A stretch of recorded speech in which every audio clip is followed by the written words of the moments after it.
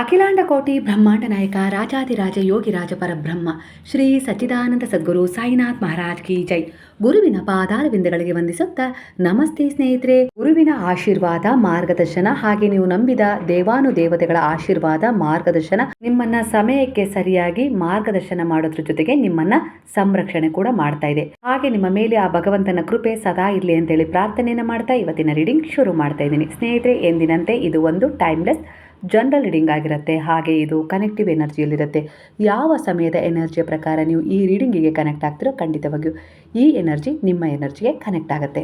ಹಾಗಾದರೆ ಎಂದಿನಂತೆ ನೀವು ನಂಬಿದ ಗುರುವನ್ನು, ದೈವಶಕ್ತಿಯನ್ನು ಮನದಲ್ಲಿ ಸ್ಮರಣೆ ಮಾಡಿಕೊಂಡು ದೀರ್ಘವಾದ ಉಸಿರನ್ನು ನಿಧಾನವಾಗಿ ಒಳಗೆ ತಗೊಳ್ತಾ ನಿಧಾನವಾಗಿ ಆ ಉಸಿರನ್ನು ಹೊರಗೆ ಹಾಕ್ತಾ ಈ ಎನರ್ಜಿಗೆ ಕನೆಕ್ಟ್ ಆಗಿ ನಿಮ್ಮ ಅನೇಕ ರೀತಿಯ ಸಮಸ್ಯೆಗಳಿಗೆ ಉತ್ತರ ಸಿಗುತ್ತೆ. ಹಾಗೆ ನಿಮ್ಮ ಅನೇಕ ರೀತಿಯ ಸಮಸ್ಯೆಗಳನ್ನು ಈ ಎನರ್ಜಿ ಹೀಲ್ ಮಾಡುತ್ತೆ. ಹಾಗೆ ನಿಮಗೆ ಯಾವ ರೀತಿ ತೀರ್ಮಾನಗಳನ್ನು ತಗೊಳ್ಬೇಕು ಅನ್ನೋದಕ್ಕೆ ಸಹಾಯ ಕೂಡ ಮಾಡುತ್ತೆ. ನಿಮ್ಮ ನಂಬಿಕೆಗೆ ಅನುಸಾರವಾಗಿ ಇದು ಒಂದು ಜನರಲ್ ರೀಡಿಂಗ್ ಆಗಿರುತ್ತೆ. ಬೇರೆ ಬೇರೆ ರೀತಿಯ ಒಂದು ಎನರ್ಜಿಗಳು ಇಲ್ಲಿ ಕನೆಕ್ಟ್ ಆಗ್ತವೆ. ನಿಮಗೆ ಯಾವ ಎನರ್ಜಿ ಕನೆಕ್ಟ್ ಆಗುತ್ತೋ ಅದನ್ನು ತಗೊಳ್ಳಿ. ಇನ್ನೊಂದು ಎನರ್ಜಿ ಅದು ಇನ್ನೊಬ್ಬರಿಗೆ ಕನೆಕ್ಟ್ ಆಗಿರುತ್ತೆ. ನಿಮ್ಮ ಜೀವನ ಟ್ರಾನ್ಸ್ಫಾರ್ಮ್ ಅಂದರೆ ನಿಮ್ಮ ಹಳೆಯ ನೋವು, ಕಷ್ಟ, ಅಳು ಇವೆಲ್ಲವೂ ನಿಮ್ಮನ್ನು ಒಡೆದು ಹಾಕಲು ಅಲ್ಲ, ನಿಮ್ಮನ್ನು ಹೊಸ ರೂಪಕ್ಕೆ ತರಲು ಬಂದಿವೆ ಅನ್ನೋ ರೀತಿಯಲ್ಲಿ ಮೊದಲನೇದಾಗಿ ಇಲ್ಲಿ ಬಾಬಾ ನಿಮಗೆ ಸಂದೇಶವನ್ನು ಕೊಡ್ತಾ ಇದ್ದಾರೆ. ನೀವು ಇಂದು ಅನುಭವಿಸ್ತಾ ಇದ್ದೀರಲ್ಲ, ಆ ತೊಂದರೆಗಳು ನಾಳೆಯ ಶಕ್ತಿಯಾಗಿ ಪರಿವರ್ತನೆ ಆಗ್ತಾ ಇದ್ದಾವೆ. ನಿಮ್ಮ ಜೀವನ ವ್ಯರ್ಥವಾಗಿಲ್ಲ, ಅದು ರೂಪಾಂತರವಾಗ್ತಾ ಇದೆ. ಭಯ ಬಿಡಿ, ನಾನು ನಿನ್ನ ಜೊತೆಯಲ್ಲಿದ್ದೇನೆ. ನಿನ್ನ ಕರ್ಮಗಳು ಸ್ವಚ್ಛವಾಗ್ತಾ ಇದ್ದಾವೆ. ನಿನ್ನ ಮಾರ್ಗ ಈಗ ಬೆಳಕಿನ ಕಡೆ ತಿರುಗ್ತಾ ಇದೆ. ನಂಬಿಕೆ ಇಡು, ಪ್ರತಿಯೊಂದು ಕಣ್ಣೀರು ಆಶೀರ್ವಾದವಾಗ್ತಾ ಇದೆ. ನಿನ್ನ ಜೀವನ ಈಗ ಒಂದು ಹೊಸ ಅಧ್ಯಾಯಕ್ಕೆ ಪ್ರವೇಶಿಸುತ್ತಿದೆ ಅನ್ನುವ ಸಂದೇಶ ಕೆಲವರಿಗೆ ಇಲ್ಲಿ ರೆಸೊನೇಟ್ ಆಗಿದೆ ಈ ಸಮಯದ ಎನರ್ಜಿ ಪ್ರಕಾರ. ನಿಮ್ಮ ಈಗಿನ ಮನಸ್ಥಿತಿಗೆ ಅನುಗುಣವಾಗಿ ಇಲ್ಲಿ ಯಾವ ರೀತಿಯ ಒಂದು ಎನರ್ಜಿ ಕನೆಕ್ಟ್ ಆಗ್ತಿದೆ ಕೆಲವರ ಎನರ್ಜಿಗೆ ಅಂದರೆ, ನಿಮ್ಮ ಜೀವನದಲ್ಲಿ ನಡೆಯುತ್ತಿರುವ ಪ್ರತಿಯೊಂದು ಘಟನೆ ಡೆಸ್ಟಿನಿಯ ಭಾಗ ಆಗಿದೆ. ಆದರೆ ಆ ಡೆಸ್ಟಿನಿಯನ್ನು ಸರಿಯಾದ ದಾರಿಗೆ ತರುವವರು ಗುರುವಾಗಿದ್ದಾರೆ. ಅವರು ಹೇಳಿದ ಮಾತಿನಂತೆ ನನ್ನನ್ನು ನಂಬಿದರೆ ನಿನ್ನ ಜೀವನದ ಹೊಣೆಗಾರಿಕೆಯನ್ನು ನಾನು ತೆಗೆದುಕೊಳ್ಳುತ್ತೇನೆ ಅನ್ನುವ ಮಾತಿನ ಮೇಲೆ ನೀವು ಭರವಸೆ ಇಟ್ಟು ನಡೀತಾ ಇದ್ದೀರಾ. ಅದಕ್ಕೆ ತಕ್ಕ ಹಾಗೆ ಅನುಗುಣವಾಗಿ ಬಾಬಾ ನಿಮ್ಮನ್ನು ಮಾರ್ಗದರ್ಶನ ಮಾಡ್ತಿದ್ದಾರೆ. ಅನೇಕ ರೀತಿಯ ಸಮಸ್ಯೆಗಳಿಂದ ಹೊರಗೆ ತಂದಿದ್ದಾರೆ. ಇದರ ಅನುಭವಕ್ಕೆ ನೀವು ಹಾಗೆ ನಿಮ್ಮ ಜೀವನ ಸಾಕ್ಷಿಯಾಗಿದೆ. ನಿಮ್ಮ ಈಗಿನ ಮನಸ್ಸಿನ ಒಂದು ಪ್ರಶ್ನೆಗೆ ಇಲ್ಲಿ ಯಾವ ರೀತಿ ಉತ್ತರ ಕೊಡ್ತಾ ಇದ್ದಾರೆ ಗುರು ಅಂದರೆ, ಗುರು ಎಂದರೆ ಕೇವಲ ಉಪದೇಶ ಕೊಡುವವರು ಅಲ್ಲ, ಅವರು ನಿಮ್ಮ ಮನಸ್ಸಿನ ಅಂಧಕಾರವನ್ನು ದೂರ ಮಾಡಿ ಬೆಳಕಿನ ದಾರಿ ತೋರಿಸುವವರು. ನೀವು ಗೊಂದಲದಲ್ಲಿದ್ದಾಗ ನಿಮ್ಮೊಳಗೆ ಒಂದು ಶಬ್ದ ಬರುತ್ತೆ, ನೀನು ಆಯ್ಕೆ ಮಾಡಿಕೊಂಡ ದಾರಿ ಸರಿಯಾಗಿದೆ, ಇಲ್ಲ ನೀನು ಆಯ್ಕೆ ಮಾಡಿಕೊಂಡ ದಾರಿ ತಪ್ಪಾಗಿದೆ. ಈ ರೀತಿಯ ಮಾರ್ಗದರ್ಶನ ನಿಮಗೆ ನಿಮ್ಮ ಅಂತರಾತ್ಮ ಕೊಡ್ತಾ ಇದೆ ಅಂದರೆ ಅದು ಗುರುಧ್ವನಿಯಾಗಿದೆ. ಕಷ್ಟಗಳಲ್ಲಿ ಬಾಬಾ ಹೇಗೆ ಕಾಪಾಡ್ತಾರೆ ನನಗೆ ಅರಿವೇ ಆಗೋದಿಲ್ಲ ಅನ್ನೋ ರೀತಿಲಿ ನಿಮ್ಮ ಪ್ರಶ್ನೆ ಆಗಿದೆ ಅಂದರೆ, ನೀವು ಕುಗ್ಗಿದಾಗ ಎಲ್ಲವೂ ಮುಗಿದೇ ಹೋಯಿತು ಅಂತ ಹೇಳಿ ನೀವು ಅಂದ್ಕೊಂಡಾಗ ಅಲ್ಲಿ ಬಾಬಾ ನಿಮ್ಮ ಹತ್ರ ಕಾಣಿಸೋದಿಲ್ಲ. ಆದರೆ ಅವರು ನಿಮ್ಮ ಹಿಂದೆ ನಿಂತು ನಿಮ್ಮನ್ನು ತಳ್ತಾ ಇರ್ತಾರೆ, ಮುಂದೆ ಹೋಗು, ಕಷ್ಟಗಳಿದಾವೆ, ದುಃಖಗಳಿದಾವೆ, ಇಷ್ಟೇ ನನ್ನ ಜೀವನ ಮುಗೀತು ಅಂತೇಳಿ ಕುಗ್ಗಿ ಕುಸಿಬೇಡ, ಮುಂದೆ ಹೋಗು ಅನ್ನೋ ರೀತಿಯಲ್ಲಿ ಅವರು ತಳ್ತಾ ಇರ್ತಾರೆ. ಅಂತ ಒಂದು ಆತ್ಮವಿಶ್ವಾಸದೊಂದಿಗೆ, ಒಂದು ಸಹಾಯದೊಂದಿಗೆ, ಒಂದು ಭರವಸೆಯೊಂದಿಗೆ ನೀವು ಎದ್ದು ನಿಂತು ಪ್ರಯತ್ನ ಪಡ್ತೀರಾ ಮುಂದೆ ಹೋಗಲಿಕ್ಕೆ ಅಂದರೆ ಅದು ಗುರುವಿನ ಒಂದು ಆಶೀರ್ವಾದ, ಕಾಪಾಡುವ ಒಂದು ರೀತಿಯಾಗಿದೆ ಅನ್ನೋ ರೀತಿಯಲ್ಲಿ ಎನರ್ಜಿ ಕನೆಕ್ಟ್ ಆಗ್ತಿದೆ. ಇದು ನಿಮ್ಮ ಪ್ರಶ್ನೆಗೆ ಉತ್ತರವಾಗಿದೆ ಈಗಿನ ಎನರ್ಜಿಗೆ. ನಾನು ಯಾವೆಲ್ಲ ರೀತಿಯಲ್ಲಿ ಅವರ ಪೂಜೆ, ಸೇವೆ ಎಲ್ಲ ಮಾಡಿದ್ದೀನಿ, ನಾಮಸ್ಮರಣೆ ಕೂಡ ಮಾಡ್ತಾ ಇದ್ದೀನಿ, ಆದರೂ ಕೂಡ ನನ್ನ ಸಮಸ್ಯೆಗಳನ್ನು ತಕ್ಷಣ ಯಾಕೆ ಬಗೆಹರಿಸ್ತಾ ಇಲ್ಲ ಬಾಬಾ ಅನ್ನುವ ನಿಮ್ಮ ಪ್ರಶ್ನೆಗೆ ನಿಮ್ಮನ್ನು ಅದಕ್ಕಿಂತ ಶಕ್ತಿಶಾಲಿಯನ್ನಾಗಿ ಮಾಡುವ ಉದ್ದೇಶವನ್ನು ಹೊಂದಿದ್ದಾರೆ. ಹಾಗಾಗಿ ಆ ಸಮಸ್ಯೆಗಳನ್ನು ಕೆಲವೊಂದು ಸಾರಿ ನೀವು ಪಾಠಗಳನ್ನಾಗಿ ತಗೊಂಡು ಕೆಲವು ಪಾಠಗಳನ್ನು ಕಲಿಯೋದಿರುತ್ತೆ, ಹಾಗೆ ಕೆಲವೊಂದು ಕರ್ಮಗಳನ್ನು ಕಳ್ಕೊಳ್ಳೋದಿರುತ್ತೆ. ಹಾಗಾಗಿ ಅಲ್ಲಿ ಗುರು ಸಮಯಾವಕಾಶವನ್ನು ನಿಮಗೋಸ್ಕರ ಕೊಡ್ತಾ ಇದ್ದಾರೆ ಅನ್ನೋ ರೀತಿಯಲ್ಲಿ ಕಾಣಿಸ್ತಾ ಇದೆ. ಗುರುವು ಎಷ್ಟು ದಯಾಮಯ ಅನ್ನುವ ನಿಮ್ಮ ಪ್ರಶ್ನೆಗೆ ಉತ್ತರ, ಗುರುವು ಪ್ರೇಮಮಯಿ, ಕರುಣಾಮಯಿ, ದಯಾಮಯಿ. ಅವರು ದೇವರಿಗಿಂತಲೂ ಹತ್ತಿರ. ಯಾಕಂದರೆ ದೇವರನ್ನು ತಲುಪೋ ದಾರಿ ಅವರೇ. ಇದನ್ನು ನೀವು ಅರ್ಥ ಮಾಡಿಕೊಂಡ್ರೆ ಖಂಡಿತವಾಗಿಯೂ ನಿಮ್ಮ ಜೀವನದಲ್ಲಿ, ನಿಮ್ಮ ಭಾಗ್ಯದಲ್ಲಿ ನಿಮಗೋಸ್ಕರ ಏನು ಡಿಸರ್ವ್ ಮಾಡ್ಕೊಂಡು ಬಂದಿದ್ದೀರಲ್ಲ, ಆ ಪ್ರಾರಬ್ಧ ಕರ್ಮ ಯಾವುದೋ ಒಂದು ರೀತಿಯಲ್ಲಿ ತಡಿತಾ ಇದೆಯಲ್ಲ, ಆ ಕರ್ಮವನ್ನು ದಾಟ್ಕೊಂಡು ಅದರಲ್ಲಿರುವ ಬ್ಲಾಕೇಜ್ಗಳನ್ನು ರಿಮೂವ್ ಮಾಡಿ ಬಾಬಾ ನೀವು ಬಯಸಿದ್ದ ದಡವನ್ನು ಸೇರಿಸುವ ಎಲ್ಲ ರೀತಿಯ ಲಕ್ಷಣಗಳು ಈಗ ನಿಮ್ಮಲ್ಲಿ ಮೂಡಿ ಬರ್ತಾ ಇದ್ದಾವೆ, ಅಂದರೆ ಇದ್ದಾವೆ. ರೀತಿ ಅವರ ಉಪದೇಶಗಳನ್ನು ಅನುಸರಿಸಿ ನಿಮ್ಮ ಜೀವನ ಶೈಲಿಯನ್ನು ಬದಲಾಯಿಸಿಕೊಂಡಿದ್ದಾರೆ. ಗುರುವಿನಲ್ಲಿ ಸಂಪೂರ್ಣವಾದ ನಂಬಿಕೆ ಇಟ್ಟು ಶರಣಾಗಿದ್ದಾರೆ. ಅದಕ್ಕೆ ತಕ್ಕ ಹಾಗೆ ಇಲ್ಲಿ ಬಾಬಾ ನಿಮ್ಮನ್ನು ಆಶೀರ್ವದಿಸ್ತಾ ಇದ್ದಾರೆ. ಗುರು ಇಲ್ಲದೆ ದೇವರ ದರ್ಶನವೂ ಕೂಡ ಸಾಧ್ಯವಿಲ್ಲ. ಇದನ್ನು ನೀವು ಅರ್ಥ ಮಾಡಿಕೊಂಡ್ರೆ ಖಂಡಿತವಾಗಿ ನಿಮ್ಮ ಜೀವನದಲ್ಲಿ ನಿಮ್ಮ ಕರ್ಮಗಳ ಫಲವನ್ನು ನೀವು ಪಡ್ಕೊಳ್ತೀರಾ. ಅದು ಒಳ್ಳೆಯದೇ ಆಗಿರ್ಬೋದು, ಕೆಟ್ಟದೇ ಆಗಿರ್ಬೋದು, ನಿಮ್ಮ ನಿರ್ಧಾರ, ನಿಮ್ಮ ಒಂದು ಆಯ್ಕೆಯ ಅನುಸಾರವಾಗಿ. ಆದರೆ ಇಲ್ಲಿ ಬಾಬಾರವರ 11 ವಚನಗಳ ಪ್ರಕಾರ ಅವರು ನಿಮ್ಮ ನೋವನ್ನು ಕಡಿಮೆ ಮಾಡ್ತಾರೆ. ಕೆಲವು ನೋವುಗಳನ್ನು ಅವರೇ ತೆಗೆದುಕೊಳ್ತಾರೆ. ಕೆಲವು ಕಷ್ಟಗಳನ್ನು ಪಾಠವಾಗಿ ಮರುರೂಪ ಮಾಡ್ತಾರೆ. ಇದು ಅವರ ವಚನವಾಗಿದೆ. ನೀವು ಅವರ ಒಂದು ಎನರ್ಜಿಗೆ ಬಹಳವಾಗಿ ಕನೆಕ್ಟ್ ಆಗಿರೋದ್ರಿಂದ ಇಲ್ಲಿ ನಿಮಗೆ ಈ ರೀತಿಯ ಮಾರ್ಗದರ್ಶನ ಇವತ್ತಿನ ಒಂದು ಸಂದೇಶದಲ್ಲಿ ಸಿಗ್ತಾ ಇದೆ. ಯಾಕಂದರೆ ಈ ರೀತಿಯ ಮನಸ್ಥಿತಿಯನ್ನು ನೀವು ಈ ಸಮಯದಲ್ಲಿ ಹೊಂದಿದ್ದೀರಾ. ನಿಮ್ಮ ಕೆಲವು ಪ್ರಶ್ನೆಗಳಿಗೆ ಉತ್ತರವನ್ನು ಇಲ್ಲಿ ಬಾಬಾ ಈ ಮೂಲಕ ಕೊಡ್ತಾ ಇದ್ದಾರೆ, ಅರ್ಥ ಮಾಡಿಸ್ತಾ ಇದ್ದಾರೆ. ಸರಿ ದಾರಿಯಲ್ಲಿದೆಯಾ, ಸರಿಯಾದ ಆಯ್ಕೆಯನ್ನು ಮಾಡ್ಕೊಂಡು ಮುಂದೆ ಹೋಗ್ತಾ ಇದೆಯಾ, ಖಂಡಿತ ನನ್ನ ಶರಣ ನಿನಗೆ ಯಾವತ್ತಿಗೂ ರಕ್ಷಣೆ ಕೊಡುತ್ತೆ, ಯಾವತ್ತಿಗೂ ನಿನ್ನನ್ನು ಕತ್ತಲೆ ಕಡೆ ಹೋಗಲಿಕ್ಕೆ ಬಿಡೋದಿಲ್ಲ ಅನ್ನೋ ರೀತಿಲಿ ಗುರು ನಿಮಗೆ ಒಂದು ಎಚ್ಚರಿಕೆಯನ್ನು ಕೊಡ್ತಾ ಇದ್ದಾರೆ, ಭರವಸೆಯನ್ನು ಕೂಡ ಕೊಡ್ತಾ ಇದ್ದಾರೆ. ಈ ಸಮಯದಲ್ಲಿ ನಿಮ್ಮ ಮನಸ್ಸಲ್ಲಿ ಏನಾದರೂ ಒಂದು ಗೊಂದಲ ಇರ್ಬೋದು, ಸಂದೇಹ ಇರ್ಬೋದು, ಅದಕ್ಕೋಸ್ಕರ ಈ ರೀತಿ ಎನರ್ಜಿ ನಿಮಗೆ ಕನೆಕ್ಟ್ ಆಗಿದೆ. ಬಾಬಾರವರು ನುಡಿದಂತೆ ನಿಮ್ಮ ವಿಚಾರದಲ್ಲಿ ನಡ್ಕೊಳ್ತಾ ಇದ್ದಾರೆ. ನೀವು ಅವರ ಮೇಲೆ ನಂಬಿಕೆ ಇಟ್ಟರೆ ನಿಮ್ಮ ಕರ್ಮ ಭಾರವನ್ನು ನಾನು ಹೊರ್ತೀನಿ ಅನ್ನುವ ಮಾತನ್ನು ಈಗಲೂ ಕೂಡ ನಿಮ್ಮ ಜೀವನದಲ್ಲಿ ಅವರು ನಿಭಾಯಿಸ್ತಾ ಇದ್ದಾರೆ. ಕೆಲವೊಂದು ದುರ್ಘಟನೆಗಳು ನಿಮ್ಮ ಜೀವನದಲ್ಲಿ ನಡೆದಾಗ ಅದರಿಂದ ನಿಮ್ಮನ್ನು ಹೊರ ತಂದಿದ್ದಾರೆ. ದಾರಿ ತಪ್ಪಿದ್ರು ಇನ್ನೇನು ಮಕ್ಕಳು ಅನ್ನೋ ಸಂದರ್ಭದಲ್ಲಿ ಗುರುವಿಗೆ ಶರಣಾಗಿದ್ರಿ. ಗುರುವು ಕಾಪಾಡಿ ನಿಮ್ಮ ಮಕ್ಕಳನ್ನು ಒಂದು ಒಳ್ಳೆಯ ದಾರಿಗೆ ತಂದಿದ್ದಾರೆ. ಈ ಕೃತಜ್ಞ ಭಾವ ನಿಮ್ಮಲ್ಲಿ ಈಗೂ ಕೂಡ ಇದೆ. ಕೆಲವು ವಂಚನೆಗಳಿಂದ ನಿಮ್ಮನ್ನು ಸಚೇತಗೊಳಿಸಿದ್ದಾರೆ. ಅನಾರೋಗ್ಯದ ಸಮಸ್ಯೆಯಿಂದ ಆರೋಗ್ಯವಂತರಾಗಿ ಕಾಣಲು ದಾರಿ ಮಾಡಿಕೊಟ್ಟಿದ್ದಾರೆ. ನೀವು ಯಾವ ವಿಚಾರದಲ್ಲಿ ಭರವಸೆ ಕಳ್ಕೊಂಡು ಇನ್ನೇನು ನನ್ನ ಜೀವನದಲ್ಲಿ ಎಲ್ಲ ಮುಗ್ದೇ ಹೋಯಿತು ಅನ್ನೋ ಸಂದರ್ಭದಲ್ಲಿ, ಅಂತಹ ಬೀಳೋ ಸಂದರ್ಭದಲ್ಲೂ ಕೂಡ ಅವರು ಅದಕ್ಕಿಂತ ಮುಂಚೆ ನಾನು ನಿನ್ನನ್ನು ಕೈ ಹಿಡಿದು ಎತ್ತಿದ್ದೇನೆ ಅನ್ನೋ ರೀತಿಯಲ್ಲಿ ಕೆಲವು ಸೂಚನೆಗಳನ್ನು ಕೊಟ್ಟು ನಿಮ್ಮ ಜೀವನದಲ್ಲಿ ನೀವು ಒಂದು ಒಳ್ಳೆಯದನ್ನು ಪಡ್ಕೊಳ್ಳೋಕ್ಕೆ, ಹಾಗೆ ಮತ್ತೆ ಒಂದು ಒಳ್ಳೆಯ ಉತ್ತಮ ಜೀವನವನ್ನು ನಡೆಸಲಿಕ್ಕೆ ಸಹಾಯ ಮಾಡಿದ್ದಾರೆ ಅನ್ನೋ ರೀತಿಯಲ್ಲಿ ಬರ್ತಾ ಇದೆ. ಅಂದರೆ ಇಷ್ಟೆಲ್ಲ ನಿಮ್ಮ ಜೀವನದಲ್ಲಿ ಅವರು ಸಹಾಯ ಮಾಡಿದರೂ ಕೂಡ ಕೆಲವೊಂದು ವಿಚಾರಗಳು ನಿಮಗೆ ಕೈಗೂಡಲಿಲ್ಲ ಅನ್ನೋ ಒಂದೇ ಒಂದು ಕಾರಣಕ್ಕೆ ಅವರಲ್ಲಿ ಕೆಲವು ಸಂದೇಹಗಳನ್ನು ವ್ಯಕ್ತಪಡಿಸ್ತಾ ಇದ್ದೀರಾ. ಕೆಲವರ ಎನರ್ಜಿಗೆ ಇದು ಕನೆಕ್ಟ್ ಆಗ್ತಾ ಇದೆ. ಸಂದೇಹ ದೂರ ಮಾಡಿಕೊಂಡ್ರೇ ನಿಮ್ಮ ಜೀವನದಲ್ಲಿರುವ ಅನೇಕ ರೀತಿಯ ಬ್ಲಾಕೇಜ್ಗಳಿಂದ ನೀವು ಹೊರಗೆ ಬರಲಿಕ್ಕೆ ಸಾಧ್ಯ. ದೋಷ ಮುಕ್ತರಾಗಿಸಲಿಕ್ಕೆ ನಿಮ್ಮ ಪರವಾಗಿ ಬಾಬಾ ಕೆಲಸ ಮಾಡ್ತಾ ಇದ್ದಾರೆ ಅನ್ನೋ ರೀತಿಲಿ ಇಲ್ಲಿ ಒಂದು ಸೂಚನೆ ಸಿಗ್ತಾ ಇದೆ. ಅವರ ಮೇಲೆ ನೀವು ನಂಬಿಕೆ ಇಟ್ಟು ಯಾವ ಭಾರವನ್ನು ಹೊರಿಸಿದ್ದೀರಾ, ಯಾವ ಇಚ್ಛೆ ಪೂರ್ಣಗೊಳ್ಳಬೇಕು ಅನ್ನೋ ರೀತಿಯಲ್ಲಿ ಸಂಕಲ್ಪ ಮಾಡಿ ಅವರಲ್ಲಿ ಶರಣಾಗಿದ್ದೀರಾ, ಖಂಡಿತವಾಗಿಯೂ ಆ ಇಚ್ಛೆಗಳು ಪೂರ್ಣಗೊಳ್ಳುತ್ತವೆ. ಹಾಗಾಗಿ ಕೆಲವು ಪಾಠಗಳು, ಕೆಲವು ದೋಷಗಳನ್ನು ಕಳೆದುಕೊಳ್ಳುವ ಮಾರ್ಗಗಳು ನಿಮಗೆ ಒದಗಿ ಬಂದಿದ್ದಾವೆ. ಹಿಂದಿನ ಜೀವನವನ್ನು ನೀವು ನೆನಪು ಮಾಡಿಕೊಂಡ್ರೆ ಈಗಿನ ಜೀವನಕ್ಕೂ ಅಜಗಜಾಂತರ ವ್ಯತ್ಯಾಸವಿದೆ. ಅಂದರೆ ಅದು ಗುರುವಿನ ಮಾರ್ಗದರ್ಶನದಿಂದ ನಿಮ್ಮ ಬದಲಾವಣೆಗೆ ಕಾರಣವಾಗಿದೆ.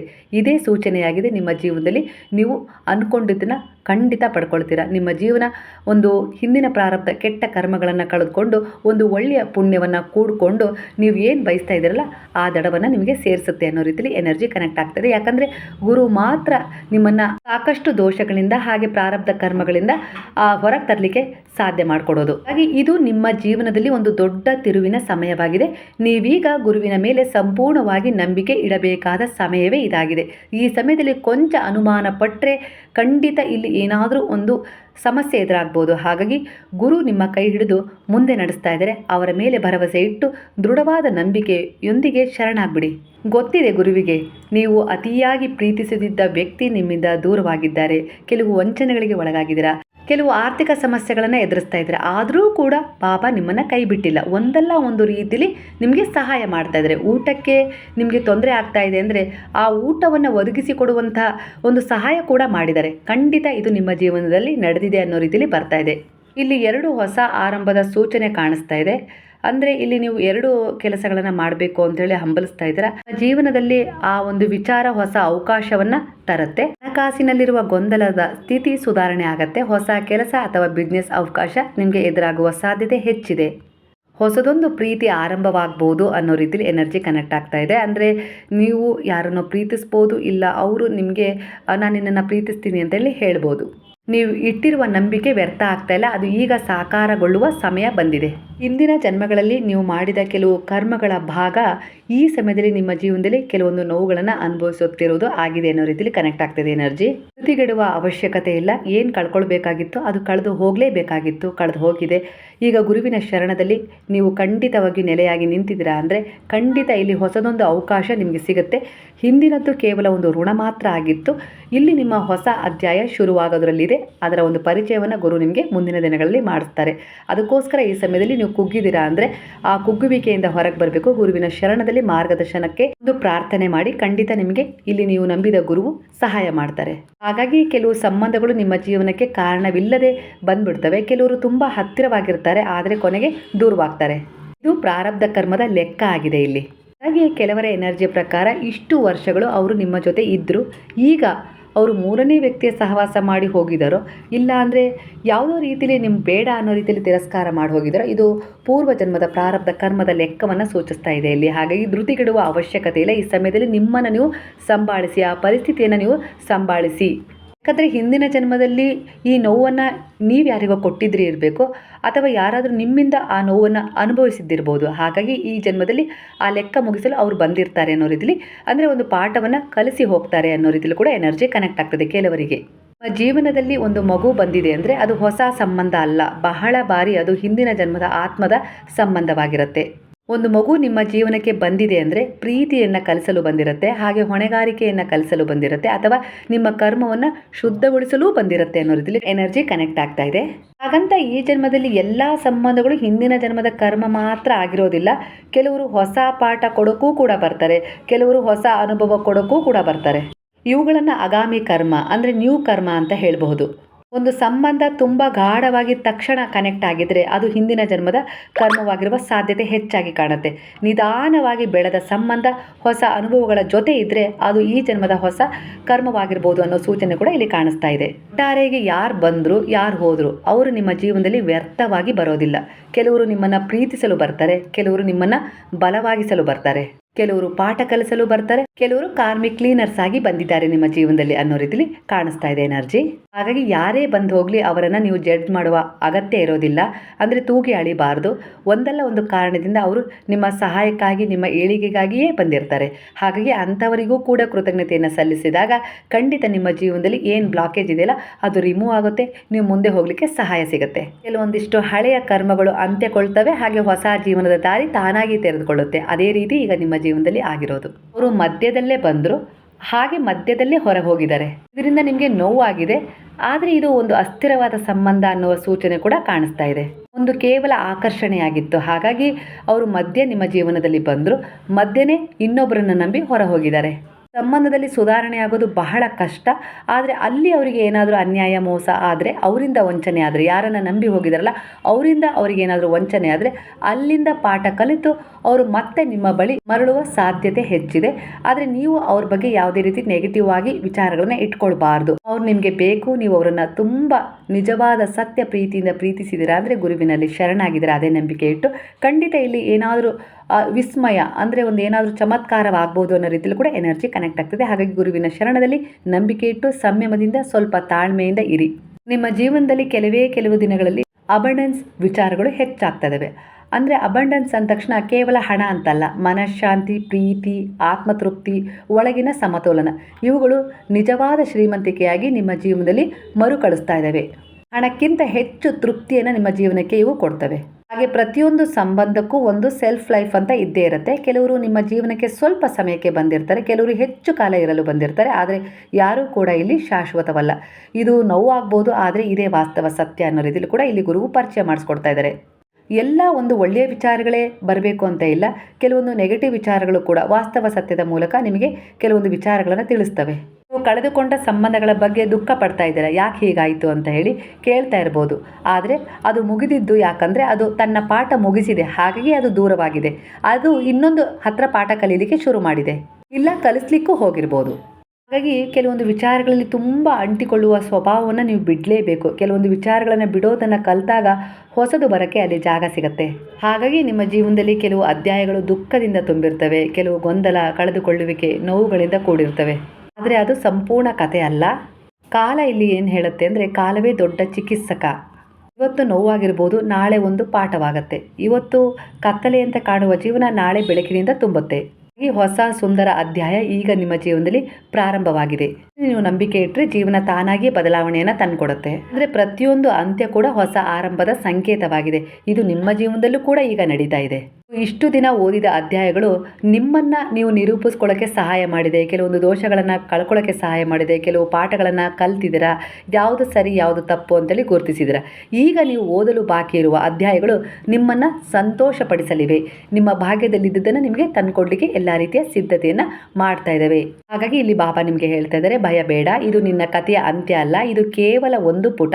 ಮುಂದಿನ ಪುಟದಲ್ಲಿ ಆಶೀರ್ವಾದಗಳು ಬರ್ತಾ ಇದ್ದಾವೆ ಅನ್ನೋ ರೀತಿಯಲ್ಲಿ ಬಾಬಾ ಬ್ಲೆಸ್ಸಿಂಗ್ ಕೊಡ್ತಾ ಇದ್ದಾರೆ. ನನ್ನ ಮೇಲೆ ನಂಬಿಕೆ ಇಟ್ಟು ಮುಂದೆ ಸಾಗು, ಕಾಲ ನಿನ್ನ ಪರವಾಗಿ ಕೆಲಸ ಮಾಡ್ತಾ ಇದೆ, ಅದು ನನ್ನ ಭರವಸೆ ಆಗಿದೆ ಅನ್ನೋ ರೀತಿಲಿ ಹೇಳ್ತಾ ಇದ್ದಾರೆ. ಕೆಲವರು ನೀವು ಒಳ್ಳೆಯ ಉದ್ದೇಶವನ್ನು ಹೊಂದಿ ಒಂದು ಕಾರ್ಯದ ಕಡೆ ಹೋಗ್ತಾ ಇದ್ದೀರಾ, ಆದರೂ ಕೂಡ ನಿಮ್ಮ ಬಗ್ಗೆ ಆಡ್ಕೊಳ್ತಾ ಇದ್ದಾರೆ. ಇದು ನಿಮಗೆ ತುಂಬ ನೋವು ಉಂಟು ಮಾಡಿದೆ. ಜನರು ಟೀಕಿಸ್ಬೋದು, ನಗ್ಬೋದು, ಯಾಕಂದರೆ ಅದು ಅವರ ಒಂದು ಯೋಗ್ಯತೆಯನ್ನು, ಒಂದು ಸಂಸ್ಕಾರವನ್ನು ಸೂಚಿಸ್ತಾ ಇದೆ. ಆದರೆ ಅದೇ ನಿಮ್ಮ ಮುಂದಿನ ಹಂತಕ್ಕೆ ಹೋಗುವ ಪರೀಕ್ಷೆ ಆಗಿದೆ. ಖಂಡಿತ ಆ ವಿಚಾರಗಳನ್ನು ಇಗ್ನೋರ್ ಮಾಡಿ ಅವರನ್ನು ನಿಮ್ಮ ಒಂದು ಛಲದ ಗುರಿಯನ್ನಾಗಿಸಿ ಮುಂದೆ ಹೋಗಿ ಗುರುವನ್ನಾಗಿ ತಗೊಳ್ಳಿ ಅನ್ನೋ ರೀತಿಲಿ ಬಾಬಾ ಇಲ್ಲಿ ನಿಮಗೆ ಒಂದು ಮೆಸೇಜನ್ನು ಕೊಡ್ತಾ ಇದ್ದಾರೆ. ಈಗ ನೀವು ಆಲ್ಮೋಸ್ಟ್ ಕೊನೆಯ ಹಂತದಲ್ಲಿದ್ದೀರಾ, ತುಂಬ ಕಷ್ಟಪಟ್ಟಿದ್ದೀರಾ, ಆದರೆ ಇನ್ನೂ ಸ್ವಲ್ಪ ಧೈರ್ಯದಿಂದ ನೀವೇನಾದ್ರು ಮುಂದುವರೆದ್ರೆ ಖಂಡಿತ ಗೆಲುವು ನಿಮ್ಮದೇ ಆಗುತ್ತೆ. ನಿಮ್ಮ ಹೃದಯ ಶುದ್ಧವಾಗಿದೆ, ನಿಮ್ಮ ಉದ್ದೇಶ ಒಳಿತಿನಿಂದ ಕೂಡಿದೆ, ಅದರಿಂದಲೇ ನಿಮ್ಮನ್ನು ಪರೀಕ್ಷಿಸಲಾಗ್ತಾ ಇದೆ. ಅಂದರೆ ನೀವೊಂದು ವಿಶೇಷವಾದ ಒಂದು ಸ್ಥಾನಮಾನವನ್ನು ಪಡ್ಕೊಳ್ಳೋಕ್ಕೆ ಇಲ್ಲಿ ಗುರು ನಿಮಗೆ ಎಲ್ಲ ರೀತಿಯಲ್ಲೂ ಸಹಾಯ ಮಾಡ್ತಾ ಇದ್ದಾರೆ. ಬಂಗಾರವನ್ನು ಇನ್ನಷ್ಟು ಶುದ್ಧವಾಗಿಸಲು ಅದನ್ನು ಅಗ್ನಿಯ ಸ್ಪರ್ಶಕ್ಕೆ ಒಳಪಡಿಸಬೇಕಾಗತ್ತೆ. ಹಾಗೆ ಇಲ್ಲಿ ನಿಮ್ಮ ಉದ್ದೇಶ ಒಳಿತಿನಿಂದ ಕೂಡಿದೆ, ನಿಮ್ಮ ಆತ್ಮವೂ ಕೂಡ, ಆಲೋಚನೆಗಳು ಕೂಡ ತುಂಬ ಶುದ್ಧವಾಗಿದೆ. ಆದರೆ ನಿಮ್ಮನ್ನು ಒಂದು ವಿಶೇಷವಾದ ಸ್ಥಾನದಲ್ಲಿ ಇಡಲಿಕ್ಕೆ ಇಲ್ಲಿ ಕೆಲವು ಪರೀಕ್ಷೆಗಳನ್ನು ಕೊಡ್ತಾ ಇದ್ದಾರೆ ಅನ್ನೋ ರೀತಿಯಲ್ಲಿ ಕಾಣಿಸ್ತಾ ಇದೆ ಎನರ್ಜಿ.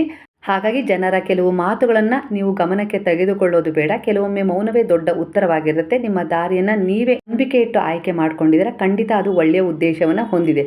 ಹಾಗಾಗಿ ನೆಗೆಟಿವ್ ಜನರನ್ನು, ಅವರ ವಿಚಾರಗಳನ್ನು ಇಗ್ನೋರ್ ಮಾಡೋದು ದುರ್ಬಲತೆ ಅಲ್ಲ, ಅದು ಬುದ್ಧಿವಂತಿಕೆ. ಎಲ್ಲದಕ್ಕೂ ಉತ್ತರ ಕೊಡೋದೇ ಪರಿಹಾರ ಅಲ್ಲ. ಕೆಲವೊಂದು ಸಾರಿ ಮೌನವಾಗಿ ನಿಮ್ಮ ಸಾಧನೆ ಕಡೆ ಗಮನ ಕೊಡೋದು ಕೂಡ ಬುದ್ಧಿವಂತಿಕೆ ಆಗಿರುತ್ತೆ.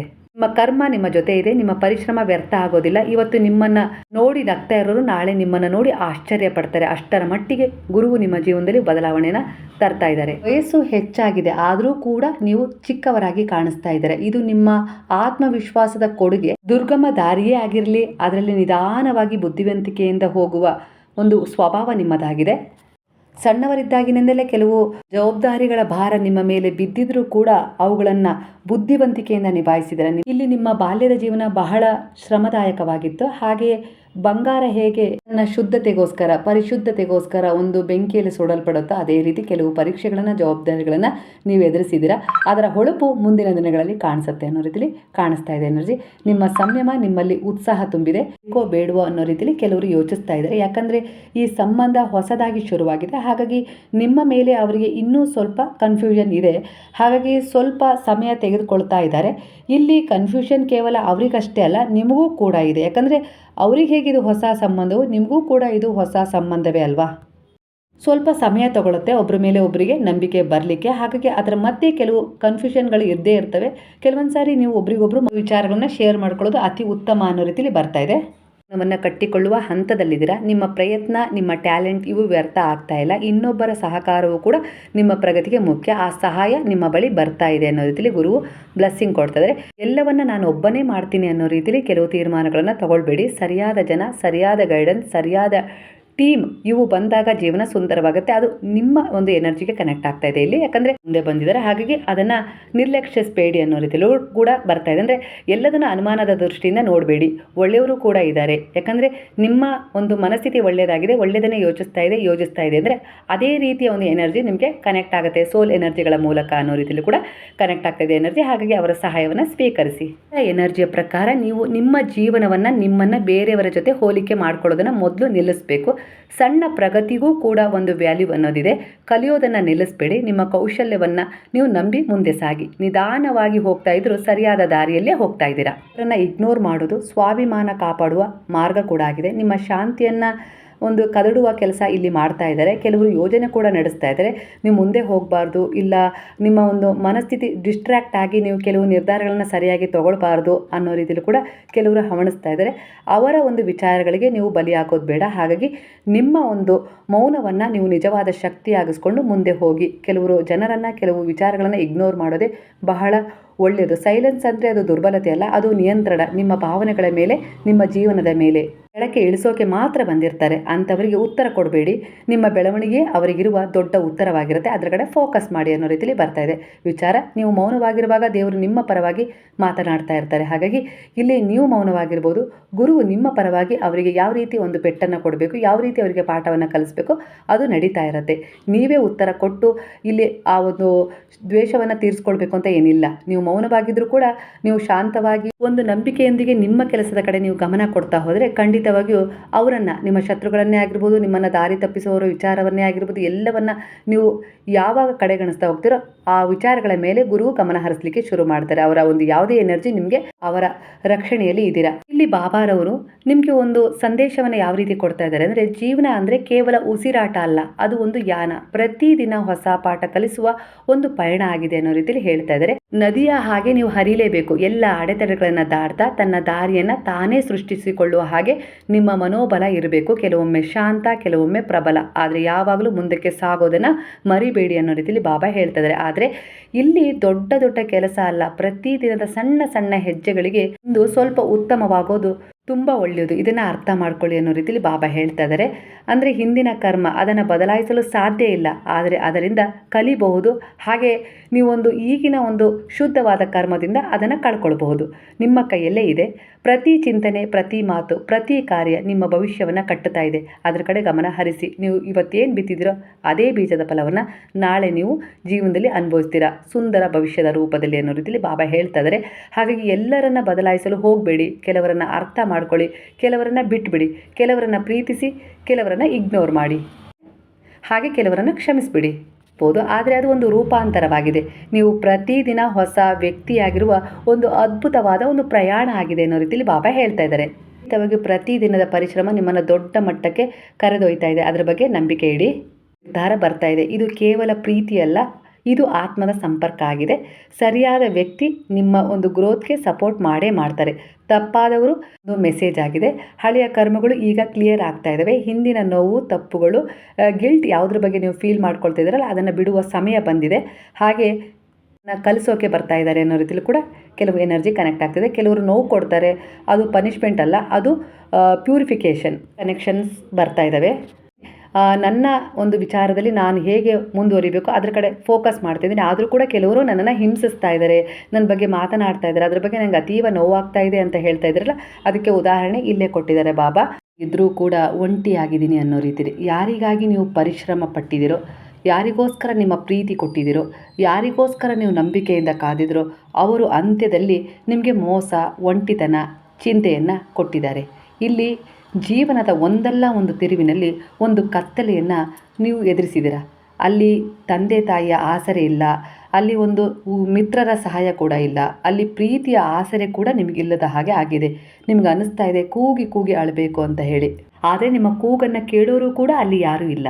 ಭಗವಂತ, ಈ ನೋವು, ಈ ದುಃಖ, ಈ ಅವಮಾನ ಇವೆಲ್ಲವನ್ನು ಸಹಿಸಿಕೊಳ್ಳಲು ನನ್ನನ್ನು ಸೃಷ್ಟಿ ಮಾಡಿದೆಯಾ ಅಂಥೇಳಿ ನೀವು ಕೇಳ್ತಾ ಇರ್ಬೋದು. ಆದರೆ ಸ್ವಲ್ಪ ನಿಲ್ಲಿ. ಸತ್ಯವೇನೆಂದರೆ ಈ ಜಗತ್ತಿನ ಎಲ್ಲ ರೀತಿಯ ಒಂದು ಜನರು ನಿಮಗೆ ವಂಚನೆ ಮಾಡಿದ್ರು, ಇಲ್ಲ ಮೋಸ ಮಾಡಿದ್ರು, ಇಲ್ಲ ನಿಮ್ಮನ್ನು ಬಿಟ್ಟಿದ್ದಾರೋ, ಒಂಟಿಯಾಗಿಸಿದಾರೋ, ಆದರೆ ನಿಮ್ಮನ್ನು ನಿಮಗೆ ಪರಿಚಯ ಮಾಡಿಸ್ಕೊಟ್ಟಿದ್ದಾರೆ. ಅಂದರೆ ಎಲ್ಲೋ ಒಂದು ರೀತಿಯಲ್ಲಿ ಆ ಗುರುವು ನಿಮ್ಮನ್ನು ಕೈ ಹಿಡಿದು ನಡೆಸ್ತಾ ಇದ್ದಾರೆ ಅನ್ನುವ ಅರಿವನ್ನು ನಿಮಗೆ ಮೂಡಿಸಿದ್ದಾರೆ. ನಿಮ್ಮ ಜೀವನ ಒಂದು ತಪಸ್ಸಿನ ತರಹ ಇದೆ. ನೀವು ಕೆಲವರ ಜವಾಬ್ದಾರಿಯನ್ನು ತಗೊಂಡಿದ್ದೀರಾ, ಹಾಗೆ ಹೋರಾಟವನ್ನೇ ಮಾಡ್ತಾ ಇದ್ದೀರಾ. ಇನ್ನೊಬ್ಬರಿಗೆ ಒಳ್ಳೆಯದನ್ನು ಮಾಡ್ತಾ ಇದ್ದೀರಾ, ನಿಮ್ಮ ಸಂತೋಷವನ್ನು ಅದಿಮೆ ಇಟ್ಕೊಳ್ತಾ ಇದ್ದೀರಾ, ನಿಮ್ಮ ಸಂತೋಷವನ್ನೇ ನೀವು ವಂಚಿಸ್ಕೊಂಡಿದ್ದೀರಾ. ಅವರಿಗೋಸ್ಕರ ನೀವು ತ್ಯಾಗ ಮಾಡಿದ್ದೀರಾ, ಹಾಗೆ ಕೆಲವೊಂದು ಸಾರಿ ಕಾಳಜಿ ತೋರಿಸೋದ್ರ ಜೊತೆಗೆ ನಿಮ್ಮ ಬೆಲೆಯನ್ನು ಕಳ್ಕೊಂಡಿದ್ದೀರಾ. ಆದರೂ ಕೂಡ ಅದರ ಬದಲಿಗೆ ಅವರು ನಿಮ್ಮನ್ನು ತಪ್ಪಾಗಿ ತಿಳಿದುಕೊಂಡಿದ್ದಾರೆ. ಆದರೆ ನಿಮ್ಮೊಳಗೂ ಒಂದು ಭಾವನೆಗಳ ಸಾಗರವಿದೆ, ಆದರೆ ನೀವು ನಿಮ್ಮ ಭಾವನೆಗಳನ್ನು ನೀವು ಅದಿಮೆ ಹಿಡಿದಿದ್ದೀರಾ. ನಿಮ್ಮ ಒಂದು ಜೀವನದ ಯೋಜನೆಯನ್ನು ರೂಪಿಸಿಕೊಡ್ಲಿಕ್ಕೆ ಶುರು ಮಾಡಿದ್ದಾರೆ. ಹಾಗಾಗಿ ಕೆಲವರನ್ನು ದೂರ ಮಾಡಿದ್ದಾರೆ, ಕೆಲವರಿಗೆ ನಿಮ್ಮ ಬೆಲೆ ತಿಳಿಯುವ ಹಾಗೆ ಮಾಡಿದ್ದಾರೆ. ಎಷ್ಟು ನೀವು ಕಾಳಜಿ ಪ್ರೀತಿ ತೋರಿಸಿದ್ರೋ ಅದನ್ನು ಅವರಿಗೆ ಅರ್ಥ ಮಾಡಿಸ್ಕೊಳ್ಳೋಕ್ಕೆ ಮಾಡ್ಸೋಕ್ಕೆ ಒಂದು ಸಮಯ ಸಂದರ್ಭವನ್ನು ಕೊಟ್ಟಿದ್ದಾರೆ. ಇಲ್ಲಿ ಅವರಿಗೆ ಆ ರೀತಿಯಾಗಿ ಪಾಠ ಸಿಕ್ಕರೆ ನಿಮಗೆ ಇಲ್ಲಿ ದೈವಿಕ ಒಂದು ಸಂದರ್ಶನವನ್ನು ಒಂದು ಅಂತರಾತ್ಮದ ಮೂಲಕ ಹೊರಹೊಮ್ಮಿಸಲಿಕ್ಕೆ ಅವಕಾಶವನ್ನು ಕೊಟ್ಟಿದ್ದಾರೆ. ಅಂದರೆ ಇಲ್ಲಿ ಯಾರೇ ನಿಮ್ಮನ್ನು ಕೈ ಬಿಟ್ಟಿದ್ರೂ ಕೂಡ ಆ ಕಾಲ ನಿಮ್ಮನ್ನು ಕೈ ಹಿಡಿದು ನಡೆಸ್ತಾ ಇದೆ ಅನ್ನೋ ರೀತಿಯಲ್ಲಿ ಕೆಲವು ಸೂಚನೆಗಳು ಇಲ್ಲಿ ಕಾಣಿಸ್ತಾ ಇದ್ದಾವೆ. ಆದರೆ ಜೀವನದಲ್ಲಿ ಎಲ್ಲ ರೀತಿಯದು ಕೆಟ್ಟದೇ ಆಗತ್ತೆ ಅಂತೇಳಿ ನೀವು ಅಂದ್ಕೊಳ್ಳೋದು ಬೇಡ. ಇಷ್ಟು ದಿನ ಏನು ನಡೆದಿತ್ತಲ್ಲ ಅದು ಒಂದು ಕರ್ಮ, ಒಂದು ಪಾಠ ಆಗಿತ್ತಷ್ಟೇ. ಈಗ ನಿಮ್ಮ ಜೀವನದಲ್ಲಿ ಏನು ನಡೆಯುತ್ತಲ್ಲ ಅದು ಕಾಲ ನಿರ್ಧಾರ ಮಾಡುತ್ತೆ. ಯಾಕಂದರೆ ನಿಮ್ಮ ಒಂದು ಒಳ್ಳೆಯ ಉದ್ದೇಶಗಳ, ಕರ್ಮಗಳ ಒಂದು ಫಲದ ಮೇಲೆ ಈಗ ಕಾಲ ನಿಮಗೆ ಕೆಲವೊಂದು ವಿಚಾರಗಳಲ್ಲಿ ಪರಿವರ್ತನೆ ತಂದು ಕೊಡ್ತಾ ಇದೆ. ಹಾಗಾಗಿ ಕೆಲವು ಜನರನ್ನು ಇಗ್ನೋರ್ ಮಾಡ್ತಾ ಇದ್ದೀರಾ, ಅವರ ವಿಚಾರಗಳನ್ನು ಧೈರ್ಯವಾಗಿ ಒಂದು ವಿಚಾರಗಳನ್ನು, ಕೆಲವೊಂದು ಪರಿಸ್ಥಿತಿಗಳನ್ನು ಎದುರಿಸ್ತಾ ಇದ್ದೀರಾ, ಸತ್ಯವನ್ನು ಒಪ್ಕೊಳ್ತಾ ಇದ್ದೀರಾ, ಹಾಗೆ ಸತ್ಯವನ್ನು ಕೆಲವರಿಗೆ ಅರ್ಥ ಮಾಡಿಸ್ತಾ ಇದ್ದೀರಾ. ಅಷ್ಟೊಂದು ಧೈರ್ಯ ನಿಮ್ಮಲ್ಲಿ ಬಂದಿದೆ, ಆತ್ಮವಿಶ್ವಾಸ ಹೆಚ್ಚಾಗಿದೆ. ಯಾಕಂದರೆ ನಿಮ್ಮ ಆತ್ಮದಲ್ಲಿ ಆ ಗುರುವಿನ ಒಂದು ಮಾರ್ಗದರ್ಶನ ನಿಮಗೆ ಹಂತ ಹಂತವಾಗಿ ಸಿಗ್ತಾ ಇದೆ. ಹಾಗೆ ಕೆಲವೊಂದು ವಿಚಾರಗಳಲ್ಲಿ ನಿಮಗೆ ಸ್ವತಂತ್ರತೆ ಕೂಡ ಬಾಬಾ ಇಲ್ಲಿ ಕೊಡ್ತಾ ಇದ್ದಾರೆ. ಕೆಲವರಿಗೆ ಅವರ ತಪ್ಪನ್ನು ನೀವು ಅರಿವು ಮಾಡಿಸ್ತಾ ಇದ್ದೀರಾ, ನಿಮ್ಮ ಈ ಬದಲಾವಣೆಯನ್ನು ಕಂಡು ಅವ್ರು ಕೂಗ್ತಾ ಇದ್ದಾರೆ. ಎಲ್ಲೋ ಒಂದು ರೀತಿಲಿ ಅವರೇ ಕನ್ಫ್ಯೂಸ್ ಆಗ್ತಾ ಇದ್ದಾರೆ. ಯಾಕಂದರೆ ಅವರು ನಿಮ್ಮನ್ನು ಕನ್ಫ್ಯೂಸ್ ಮಾಡಲಿಕ್ಕೆ ಹೊರಟಿದ್ರು, ನಿಮ್ಮನ್ನು ಕುಗ್ಗಿಸ್ಲಿಕ್ಕೆ ಹೊರಟಿದ್ರು, ಅನಿವಾರ್ಯತೆಯ ಜೀವನದೊಂದಿಗೆ ಹೊಂದಿಕೊಂಡು ಬಾಳುವ ಹಾಗೆ ಮಾಡಿದರು. ಆದರೆ ಈಗ ನಿಮ್ಮಲ್ಲಿರುವ ಆತ್ಮಸ್ಥೈರ್ಯ ಅವರನ್ನು ಕುಗ್ಗುವಂತೆ ಮಾಡಿದೆ. ಅಷ್ಟರ ಮಟ್ಟಿಗೆ ನಿಮ್ಮ ಮೌನದ ಶಕ್ತಿ ಇಲ್ಲಿ ಕೆಲಸ ಮಾಡ್ತದೆ. ನಿಮ್ಮ ಬೆಲೆ ಅವರಿಗೆ ಈಗ ತಿಳಿಯುವಂಥ ಸಮಯ ಬಂದಿದೆ ಅನ್ನೋ ರೀತಿಯಲ್ಲಿ ಕೂಡ ಎನರ್ಜಿ ಕನೆಕ್ಟ್ ಆಗ್ತದೆ. ಹಾಗೆ ಆದಷ್ಟು ಬೇಗನೆ ನೀವು ಶಿರ್ಡಿ ಯಾತ್ರೆಯನ್ನು ಮಾಡ್ತೀರಾ. ಇದು ನಿಮ್ಮ ಒಂದು ಸಂಕಲ್ಪ ಆಗಿತ್ತು. ಆ ಇಚ್ಛೆಯನ್ನು ಆ ಗುರುವು ಈಡೇರಿಸ್ತಾ ಇದ್ದಾರೆ. ಹಾಗೆ ನಿಮಗೆ ಒಂದು ಸಹಾಯ ಸಿಗುತ್ತೆ. ಅದು ನೀವು ಮಾಡ್ತಾ ಇರುವ ಜರ್ನಿಯಲ್ಲಿ ನಿಮಗೊಬ್ಬರ ಸಹಾಯ ಕೂಡ ಸಿಗುತ್ತೆ ಅನ್ನೋ ರೀತಿಯಲ್ಲಿ ಎನರ್ಜಿ ಕನೆಕ್ಟ್ ಆಗ್ತದೆ ಈಗಿನ ಎನರ್ಜಿಗೆ. ಹಳೆಯ ನೋವು, ಹಳೆಯ ಸಂಬಂಧ, ಹಳೆಯ ತಪ್ಪುಗಳು ನಿಮ್ಮಿಂದ ದೂರ ಆಗ್ತಿದ್ದೇವೆ. ಕೆಲವೊಬ್ಬರು ನಿಮ್ಮಲ್ಲಿ ಅಹಂಕಾರ ಇದೆ ಅಂಥೇಳಿ ಕೆಲವೊಂದು ಕಾರಣಗಳನ್ನು ಕೊಟ್ಟು ದೂರ ಆಗ್ತಾ ಇದ್ದಾರೆ ಅಂದರೆ ಅದು ನಿಮ್ಮ ನಷ್ಟ ಅಲ್ಲ, ಅದು ನಿಮ್ಮ ಆತ್ಮಕ್ಕೆ ಸ್ಪೇಸ್ ಕೊಡೋದು ಅಂಥೇಳಿ ಕನೆಕ್ಟ್ ಆಗ್ತದೆ. ಯಾರು ನಿಮಗೆ ನೋವು ಕೊಡ್ತಾ ಇದ್ದಾರೋ, ವಂಚಿಸ್ತಾ ಇದ್ದಾರೋ, ಆಡ್ಕೊಳ್ತಾ ಇದ್ದಾರೋ, ನಿಮ್ಮ ಬಗ್ಗೆ ಮಾತನಾಡ್ತಾ ಇದ್ದಾರೋ ಅವರು ನಿಮ್ಮ ಕರ್ಮವನ್ನು ಕ್ಲೀನ್ ಮಾಡ್ತಾ ಇದ್ದಾರೆ. ಹಾಗಾಗಿ ಇಲ್ಲಿ ಒಂದು ಸಂದೇಶ ಬರ್ತಾ ಇದೆ, ರಿಲೀಸ್ ಮಾಡು, ಹಿಡ್ಕೊಂಡಿರಬೇಡ, ಆಕ್ಸೆಪ್ಟ್ ಮಾಡು, ಫೈಟ್ ಮಾಡಬೇಡ, ಮೂವ್ ಆನ್ ಮಾಡು, ಫಿಯರ್ ಬೇಡ. ನೀನು ಕೆಲವೊಂದು ವಿಚಾರಗಳನ್ನು ಬಿಡೋದಕ್ಕೆ ತಯಾರಾದಾಗ ಜೀವನ ನಿನಗೆ ಹೊಸ ದಾರಿಗಳನ್ನು ತೆಗೆದುಕೊಡುತ್ತೆ. ನಾನು ನಿನ್ನ ಜೊತೆಗಿದ್ದೀನಿ, ಮಾರ್ಗದರ್ಶನ ಮಾಡ್ತೀನಿ ಅನ್ನೋ ರೀತಿಲಿ ಗುರುವಿನ ಒಂದು ಆಶೀರ್ವಾದದ ಬ್ಲೆಸ್ಸಿಂಗ್ ನಿಮಗೆ ಇಲ್ಲಿ ಸಿಗ್ತಾ ಇದೆ. ಪವಿತ್ರ ಗ್ರಂಥಗಳನ್ನು ಓದೋದು ಮಾತ್ರ ಸಾಕಾಗಲ್ಲ, ಅದರಲ್ಲಿರುವ ಜ್ಞಾನವನ್ನು ಜೀವನದಲ್ಲಿ ಅನುಸರಿಸುವುದು ಮುಖ್ಯ ಅಂತೇಳಿ ಇಲ್ಲಿ ಬಾಬಾ ಮೆಸೇಜ್ ಕೊಡ್ತಾ ಇದ್ದಾರೆ. ಇಲ್ಲಿ ಪುಸ್ತಕಗಳು ದಾರಿ ತೋರಿಸ್ತವೆ, ಆದರೆ ನಡೆದು ಹೋಗೋದು ನೀವೇ. ಓದಿದ ಪ್ರತಿಯೊಂದು ಶ್ಲೋಕ, ಕೇಳಿದ ಪ್ರತಿಯೊಂದು ಉಪದೇಶ ನೀವು ನಿಮ್ಮ ಜೀವನದಲ್ಲಿ ನಡೆದು ಬಂದಾಗ ಮಾತ್ರ ಅದು ನಿಜವಾದ ಜ್ಞಾನವಾಗುತ್ತೆ, ಅದನ್ನು ಅನುಸರಿಸಿದಾಗ ಅನ್ನೋ ರೀತಿಯಲ್ಲಿ ಬಾಬಾ ಮೆಸೇಜ್ ಕೊಡ್ತಾ ಇದ್ದಾರೆ. ಓದೋದು ತಿಳುವಳಿಕೆಯನ್ನು ತಂದುಕೊಡುತ್ತೆ, ಅರ್ಥ ಮಾಡ್ಕೊಳ್ಳೋದು ಅರಿವನ್ನು ಮೂಡಿಸುತ್ತೆ, ಅನುಸರಿಸೋದು ಜ್ಞಾನದ ಕಡೆ ಕರ್ಕೊಂಡು ಹೋಗುತ್ತೆ. ನೀವು ಓದಿದ ಮಾತುಗಳನ್ನು ಜೀವನದಲ್ಲಿ ಅಳವಡಿಸಿದಾಗ ನಿಮ್ಮ ಆತ್ಮ ಬೆಳೆಯುತ್ತೆ. ಒಳ್ಳೆಯದನ್ನು ಏನು ಕೇಳಿರ್ತೀರಲ್ಲ ಅದರ ರೀತಿ ಬದುಕಲಿಕ್ಕೆ ಅಭ್ಯಾಸ ಮಾಡ್ಕೊಳ್ಬೇಕಂತೆ. ಏನು ಕಲ್ತಿದ್ದೀರಲ್ಲ ಒಂದು ಪುಸ್ತಕವನ್ನು ಓದಿ, ಒಂದು ಗ್ರಂಥವನ್ನು ಓದಿ ಅದನ್ನು ನಿಮ್ಮ ಜೀವನದಲ್ಲಿ ಅನುಸರಿಸಬೇಕು ಅನ್ನೋ ರೀತಿಯಲ್ಲಿ ಬಾಬಾ ಹೇಳ್ತಾ ಇದ್ದಾರೆ. ಒಂದು ಮಂತ್ರವನ್ನು ಪಠಣ ಮಾಡ್ತಾ ಇದ್ದೀರಾ ಅಂದರೆ ಆ ಪಠಣದಿಂದ ಜ್ಞಾನ ಬರೋದಿಲ್ಲ, ಅನುಸರಣೆ, ಅದರ ಮೂಲಕ ಜ್ಞಾನ ಜೀವಂತವಾಗುತ್ತೆ. ಅದರ ಬಗ್ಗೆ ವಾಸ್ತವ ಸತ್ಯವನ್ನು ಇಲ್ಲಿ ನಿಮಗೆ ತಿಳಿಸಿದ್ದಾರೆ ಸ್ಪಷ್ಟವಾಗಿ. ಇದು ನಿಮ್ಮ ಈಗಿನ ಎನರ್ಜಿಗೆ ಕೆಲವೊಂದು ಸಂದೇಹಗಳನ್ನು ದೂರ ಮಾಡಿದೆ, ಹಾಗೆ ನಿಮ್ಮನ್ನು ಕೆಲವೊಂದು ವಿಚಾರಗಳಲ್ಲಿ ಹೀಲ್ ಮಾಡಿದೆ. ಈ ಎನರ್ಜಿ ನಿಮ್ಮ ಮನಸ್ಸಿಗೆ ಹತ್ತಿರವಾಗಿದೆ. ಕೃತಜ್ಞತಾಪೂರ್ವಕವಾಗಿ ಸಾಯಿರಾಮ್ ಅಂತ ಹೇಳಿ ಕಮೆಂಟ್ ಮಾಡೋದನ್ನು ಮರಿಬೇಡಿ. ಹಾಗಾದರೆ ಎಲ್ಲರೂ ಸೇರಿ ಹೇಳೋಣ, ಹರೇ ರಾಮ ರಾಮ ರಾಮ ಹರೇ ಹರೇ, ಹರೇ ಕೃಷ್ಣ ಕೃಷ್ಣ ಕೃಷ್ಣ ಹರೇ ಹರೇ, ಹರೇ ಸಾಯಿ ಸಾಯಿ ಸಾಯಿ ಹರೇ ಹರೇ, ಹರೇ ಬಾಬಾ ಬಾಬಾ ಬಾಬಾ ಹರೇ ಹರೇ, ಹರೇ ದತ್ತ ದತ್ತ ದತ್ತ ಹರೇ ಹರೇ.